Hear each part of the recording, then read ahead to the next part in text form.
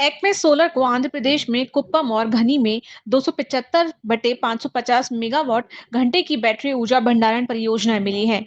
NHPC की निविदा में यह चयन हुआ है। कंपनी को परियोजना लागत का 30% तक वित्तीय सहायता मिलेगी।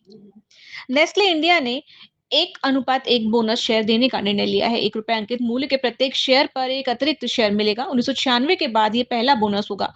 अंतिम मंजूरी 24 जुलाई को साधारण आम बैठक में मिलेगी। Real estate company signature global 875 crore रुपए तक के गैर परिवर्तनीय ऋण पत्र जारी करेगी। इसका उद्देश्य कारोबार विस्तार है। निदेशक मंडल ने निजी निर्गम के आधार पर इस प्रस्ताव को मंजूरी दी है। 15 जुलाई से दोपहिया वाहनों को भी टोल टैक्स देना होगा। फास्टैग से भुगतान अनिवार्य रहेगा। नियम का उल्लंघन करने पर 2,000 रुपए का जुर्माना लगेगा।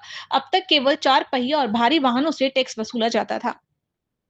देश के 7 शहरों में अप्रैल जून में आवास की कीमतें 11% बढ़ी है, जबकि बिक्री 20% घटी। एनसीआर में 27% तक दाम बढ़े।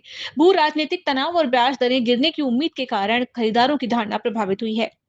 अमेरिका का लीडिंग इकोनॉमिक इंडेक्स मई में लगातार छठी बार गिरा, जो मंदी की आशंका को मजबूत करता है।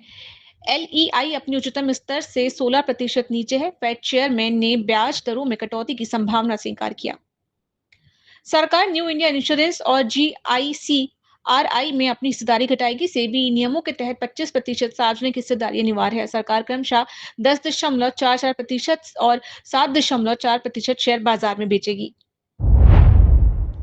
वन मोबिलिक के शेयरों में गुरुवार को 6% से ज्यादा गिरावट आई। ये गिरावट 168 करोड़ की ब्लॉक डील के कारण हुई, जिसमें दक्षिण अफ्रीकी कंपनी नेट वन ने अपनी 8% हिस्सेदारी बेची है। जेपी ग्रुप पर 57,185 करोड़ का कर्ज है, लेकिन 5 कंपनियां दिवाला प्रक्रिया में है। इसकी संपत्तियां खरीदने को इच्छुक हैं। अडानी, वेदांता और डालमिया भारत जैसी बड़ी कंपनियों ने रुचि दिखाई है।